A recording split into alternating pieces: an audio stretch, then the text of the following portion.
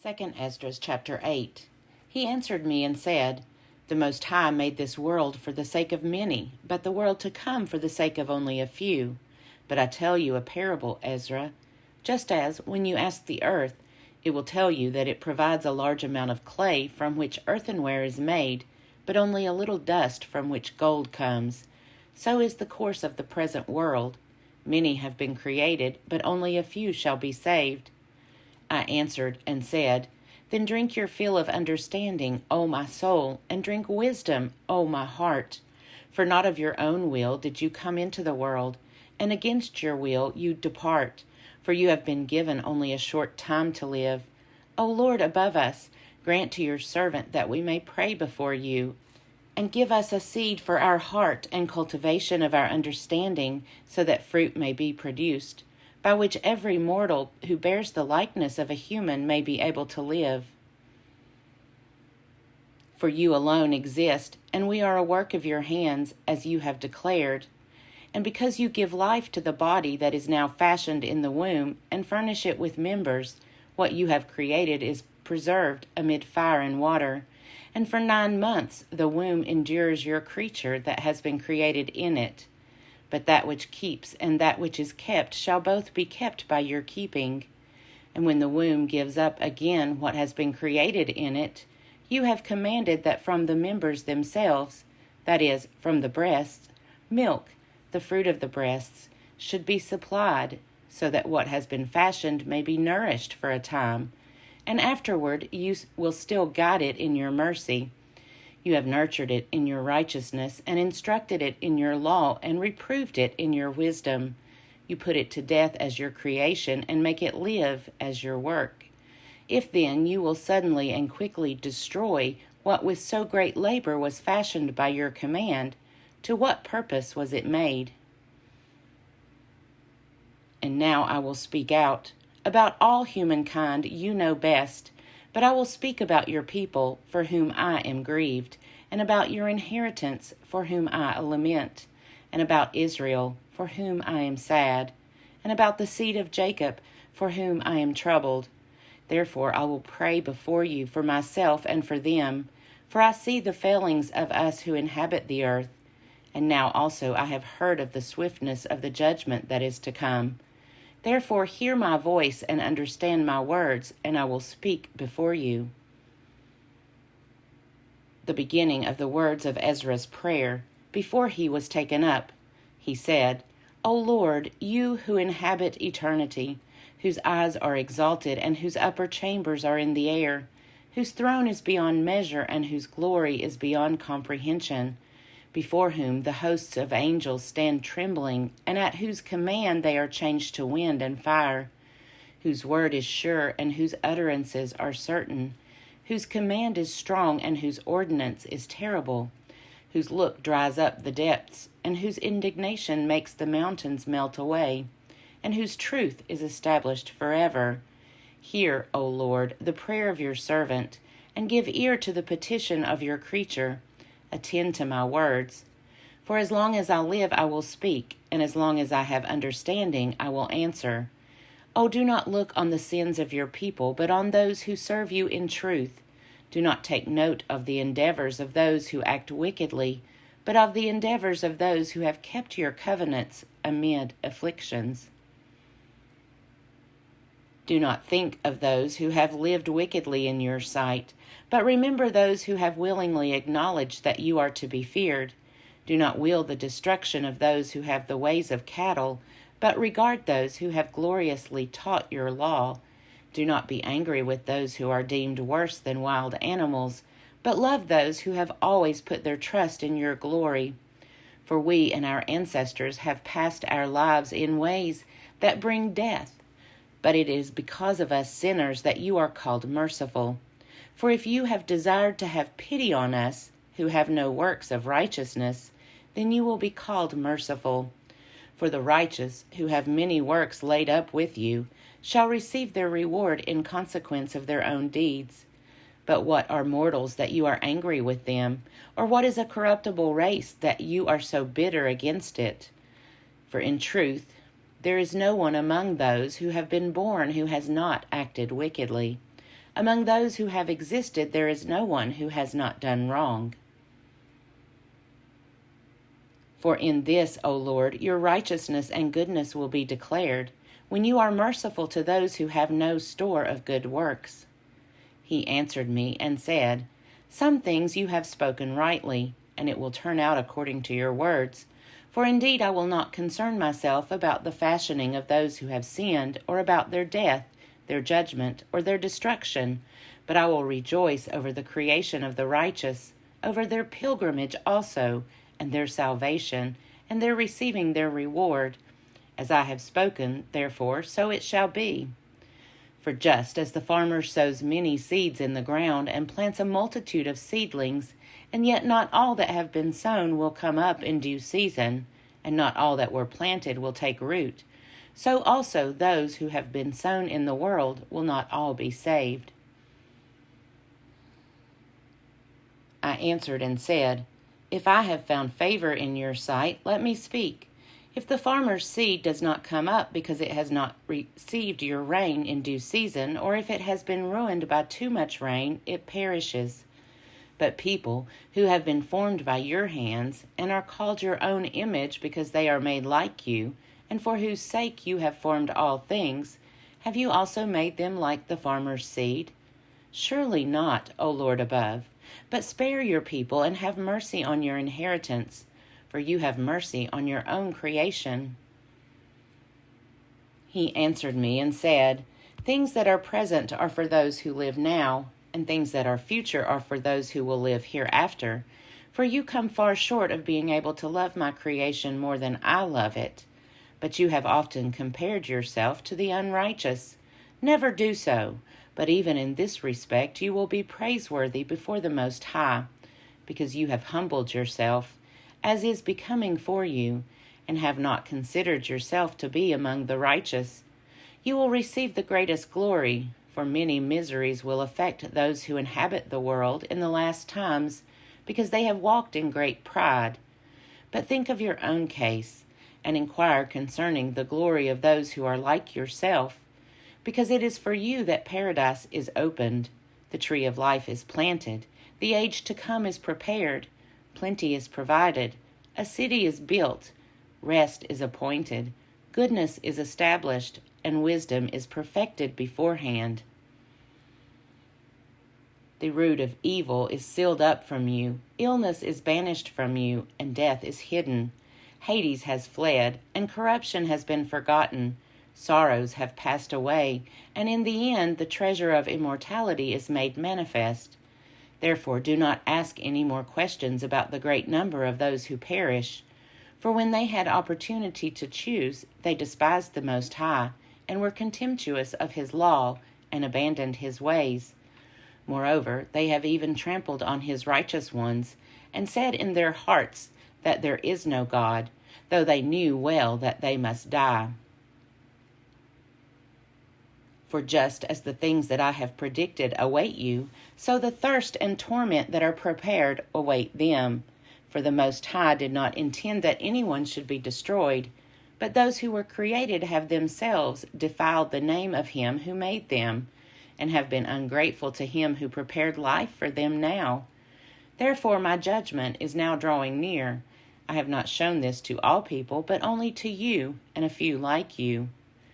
Then I answered and said, O Lord, you have already shown me a great number of the signs that you will do in the last times, but you have not shown me when you will do them. 2 Esdras chapter 9. He answered me and said, Measure carefully in your mind, and when you see that some of the predicted signs have occurred, then you will know that it is the very time when the Most High is about to visit the world that he has made.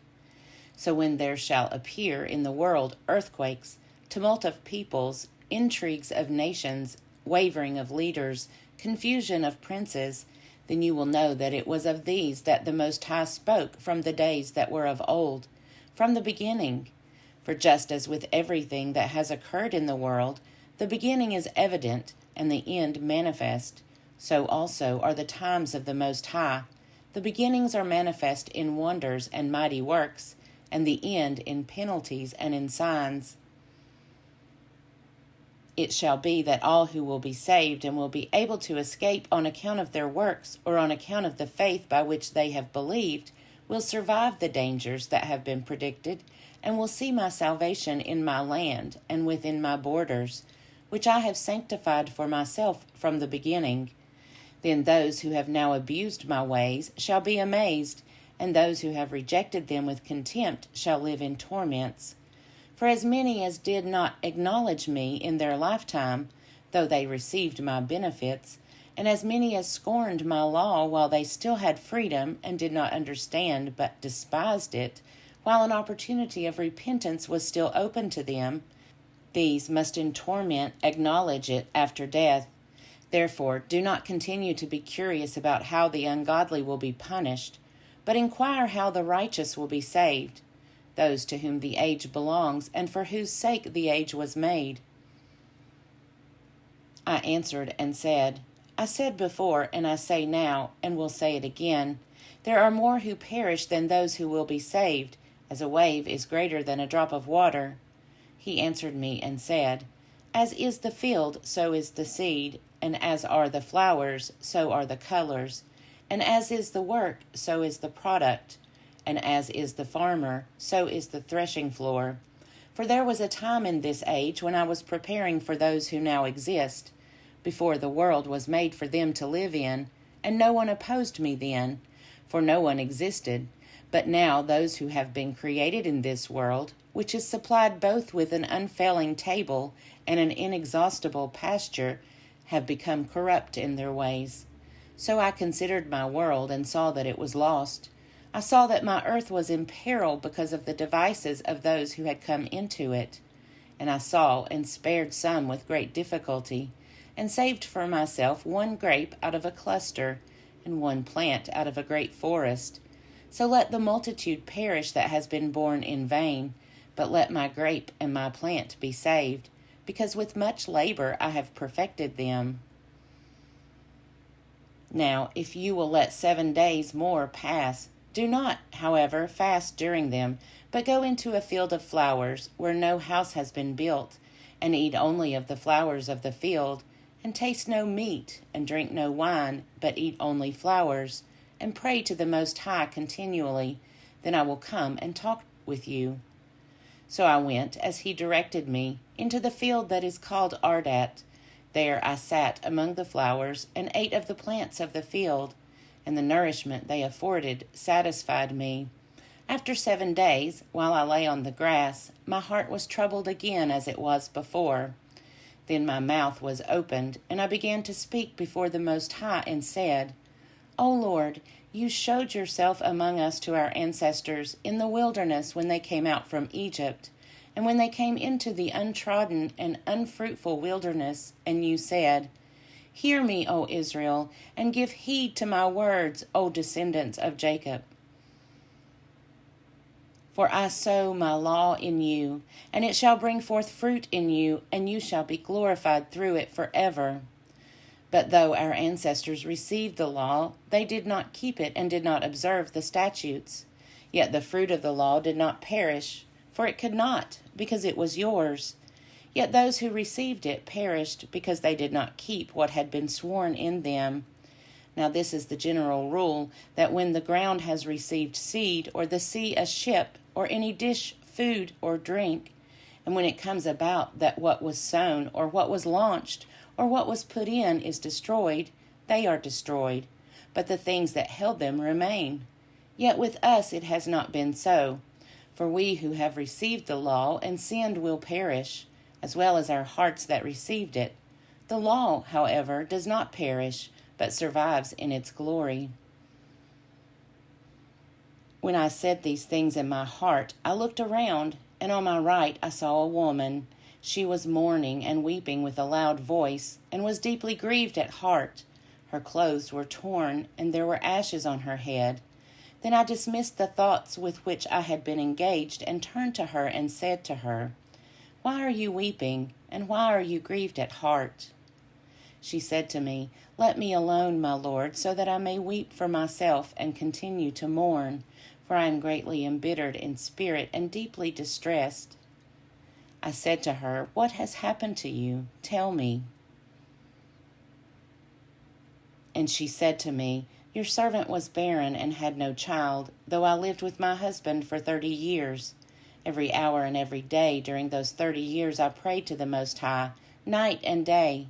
And after 30 years God heard your servant, and looked upon my low estate, and considered my distress, and gave me a son. I rejoiced greatly over him, I and my husband and all my neighbors, and we have great glory to the Mighty One. And I brought him up with much care. So when he grew up and I came to take a wife for him, I set a day for the marriage feast." 2 Esdras chapter 10. But it happened that, when my son entered his wedding chamber, he fell down and died. So all of us put out our lamps, and all my neighbors attempted to console me. I remained quiet until the evening of the second day.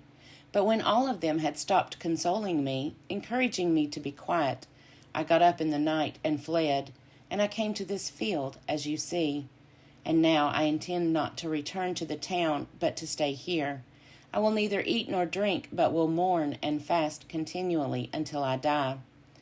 Then I broke off the reflections with which I was still engaged, and answered her in anger, and said, "You most foolish of women, do you not see our mourning and what has happened to us? For Zion, the mother of us all, is in deep grief and great distress. It is most appropriate to mourn now, because we are all mourning, and to be sorrowful, because we are all sorrowing. You are sorrowing for one son. Now ask the earth, and she will tell you that it is she who ought to mourn over so many who have come into being upon her. From the beginning all have been born of her, and others will come, and, behold, almost all walk to perdition, and a multitude of them will come to doom.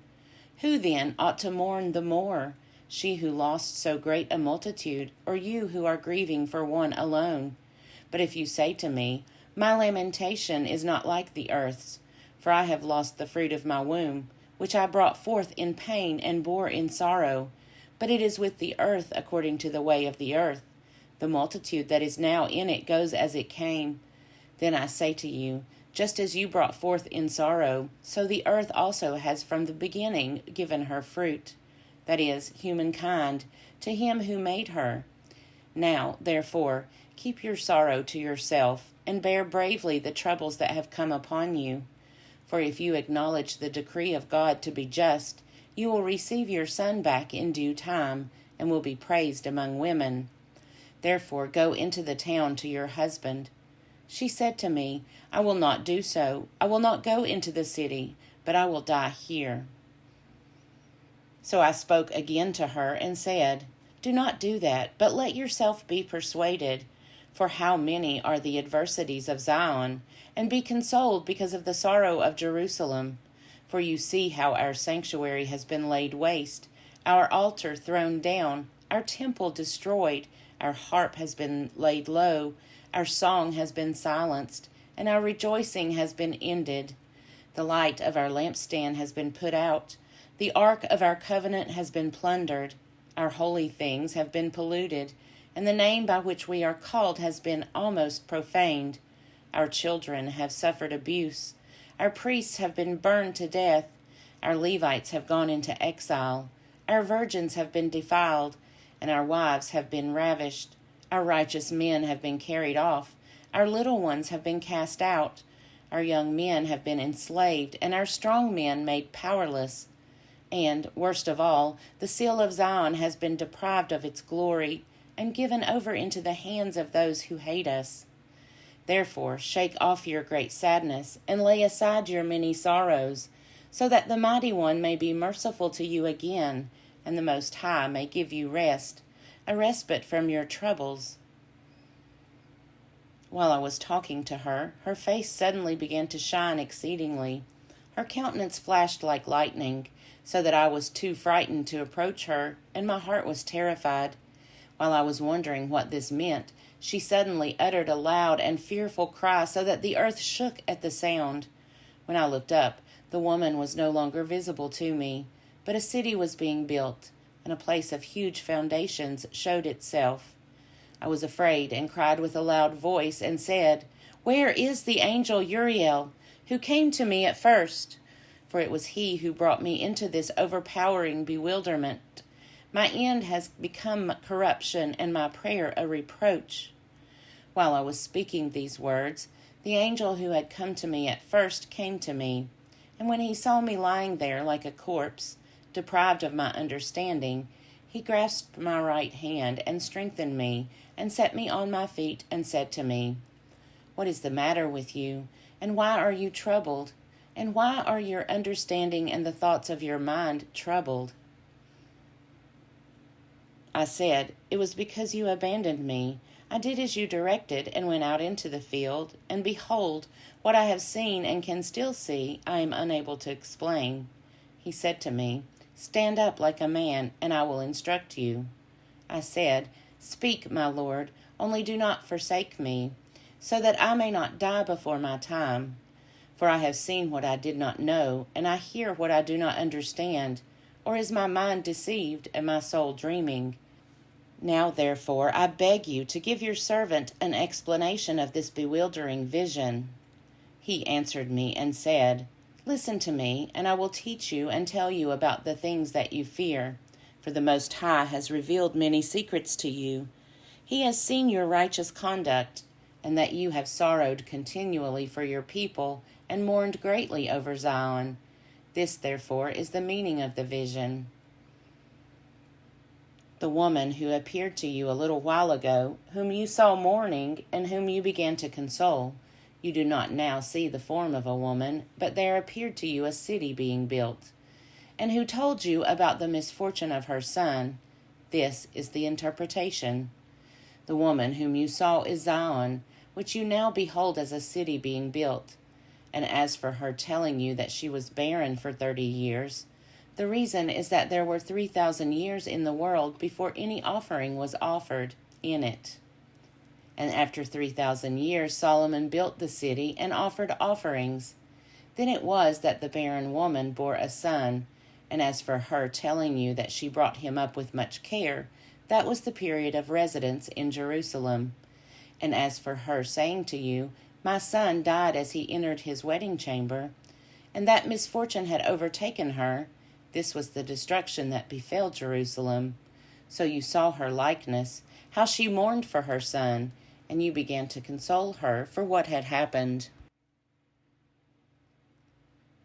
For now the Most High, seeing that you are sincerely grieved and profoundly distressed for her, has shown you the brilliance of her glory and the loveliness of her beauty. Therefore I told you to remain in the field where no house had been built, for I knew that the Most High would reveal these things to you. Therefore I told you to go into the field where there was no foundation of any building, because no work of human construction could endure in a place where the city of the Most High was to be revealed. Therefore do not be afraid, and do not let your heart be terrified, but go in and see the splendor or the vastness of the building, as far as it is possible for your eyes to see it, and afterward you will hear as much as your ears can hear. For you are more blessed than many, and you have been called to be with the Most High as few have been. But tomorrow night you shall remain here, and the Most High will show you in those dream visions what the Most High will do to those who inhabit the earth in the last days. So I slept that night and the following one, as he had told me. 2 Esdras chapter 11. On the second night I had a dream. I saw rising from the sea an eagle that had 12 feathered wings and 3 heads. I saw it spread its wings over the whole earth, and all the winds of heaven blew upon it, and the clouds were gathered around it. I saw that out of its wings there grew opposing wings, but they became little, puny wings, but its heads were at rest. The middle head was larger than the other heads, but it, too, was at rest with them. Then I saw that the eagle flew with its wings, and it reigned over the earth, and over those who inhabit it. And I saw how all things under heaven were subjected to it, and no one spoke against it, not a single creature that was on the earth. Then I saw the eagle rise upon its talons, and it uttered a cry to its wings, saying, "Do not all watch at the same time. Let each sleep in its own place, and watch in its turn, but let the heads be reserved for the last." I looked again and saw that the voice did not come from its heads, but from the middle of its body. I counted its rival wings, and there were 8 of them. As I watched, one wing on the right side rose up, and it reigned over all the earth. And after a time its reign came to an end, and it disappeared, so that even its place was no longer visible. Then the next wing rose up and reigned, and it continued to reign a long time. While it was reigning, its end came also, so that it disappeared like the first. And a voice sounded, saying to it, "Listen to me, you who have ruled the earth all this time. I announce this to you before you disappear. After you, no one shall rule as long as you have ruled, not even half as long."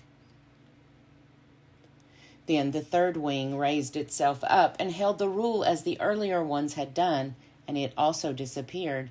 And so it went with all the wings.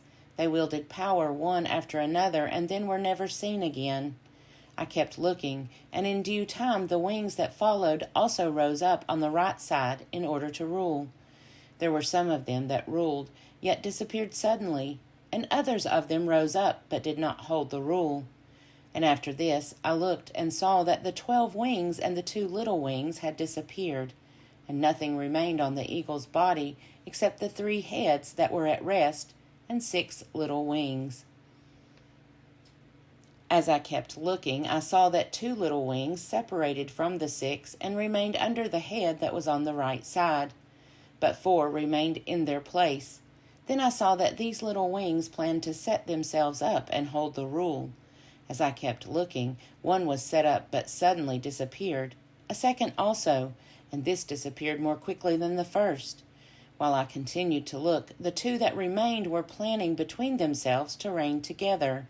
And while they were planning, one of the heads at rest, the one that was in the middle, suddenly awoke.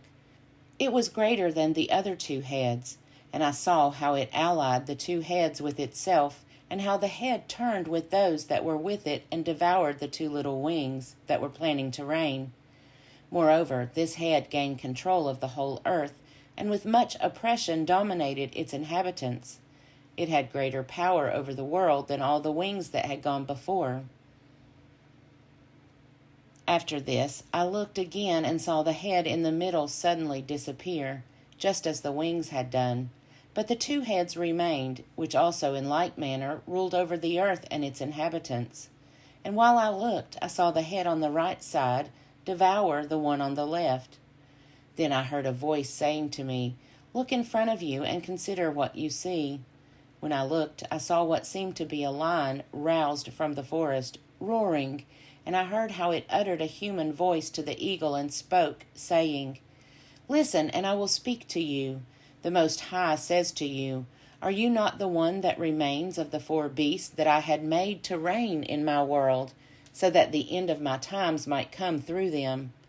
You, the 4th that has come, have conquered all the beasts that have gone before, and you have held sway over the world with great terror, and over all the earth with grievous oppression. And for so long you have lived on the earth with deceit. You have judged the earth, but not with truth, for you have oppressed the meek and injured the peaceable. You have hated those who tell the truth and have loved liars. You have destroyed the homes of those who brought forth fruit, and have laid low the walls of those who did you no harm. Your insolence has come up before the Most High, and your pride to the Mighty One. The Most High has looked at his times. Now they have ended, and his ages have reached completion. Therefore you, eagle, will surely disappear, you and your terrifying wings, your most evil little wings, your malicious heads, your most evil talons, and your whole worthless body, so that the whole earth, freed from your violence, may be refreshed and relieved, and may hope for the judgment and mercy of him who made it. 2 Esdras chapter 12. While the lion was saying these words to the eagle, I looked and saw that the remaining head had disappeared. The 2 wings that had gone over to it rose up and set themselves up to reign, and their reign was brief and full of tumult. When I looked again, they were already vanishing. The whole body of the eagle was burned, and the earth was exceedingly terrified.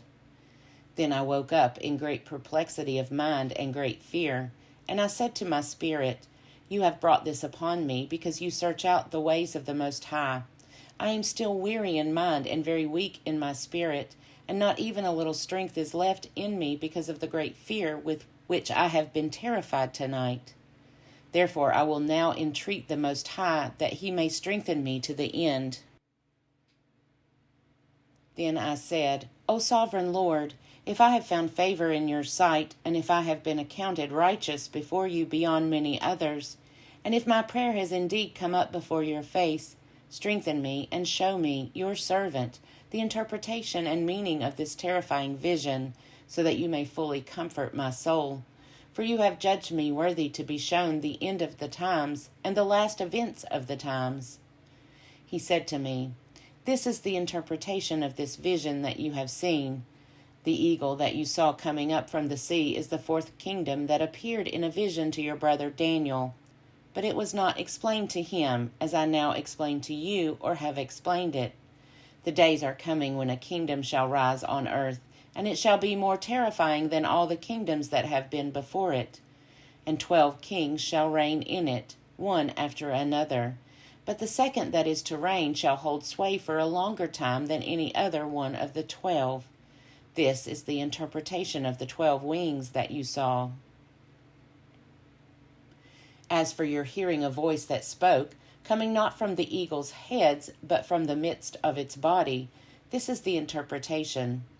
In the midst of the time of that kingdom great struggles shall arise, and it shall be in danger of falling. Nevertheless, it shall not fall then, but shall regain its former power. As for your seeing 8 little wings clinging to its wings, this is the interpretation. 8 kings shall arise in it, whose times shall be short and their years swift. 2 of them shall perish when the middle of its time draws near, and 4 shall be kept for the time when its end approaches, but 2 shall be kept until the end. As for your seeing 3 heads at rest, this is the interpretation. In its last days the Most High will raise up 3 kings, and they shall renew many things in it, and shall rule the earth and its inhabitants more oppressively than all who were before them. Therefore they are called the heads of the eagle, because it is they who shall sum up his wickedness and perform his last actions. As for your seeing that the large head disappeared, one of the kings shall die in his bed, but in agonies. But as for the 2 who remained, the sword shall devour them. For the sword of one shall devour him who was with him, but he also shall fall by the sword in the last days.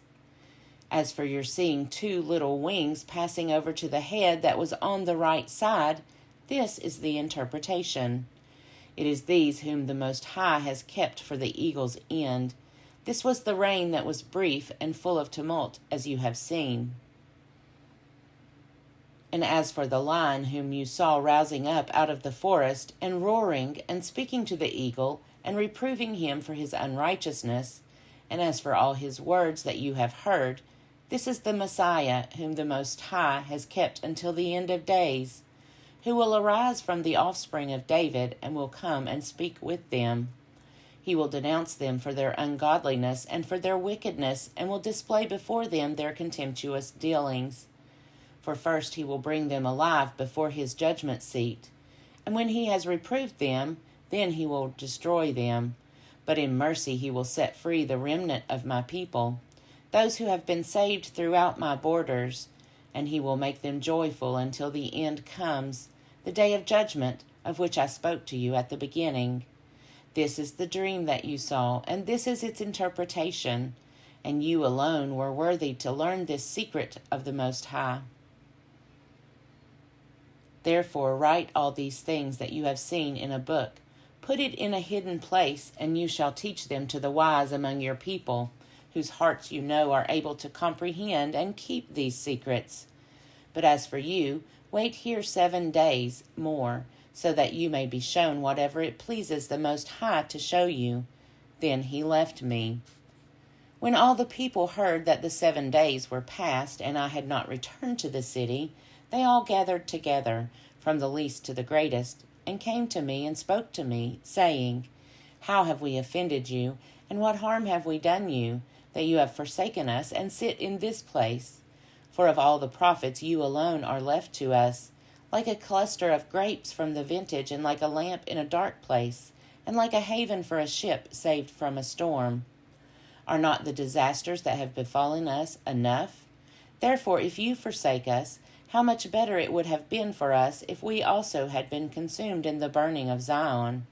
For we are no better than those who died there, and they wept with a loud voice. Then I answered them and said, Take courage, O Israel, and do not be sorrowful, O house of Jacob, for the Most High has you in remembrance, and the Mighty One has not forgotten you in your struggle.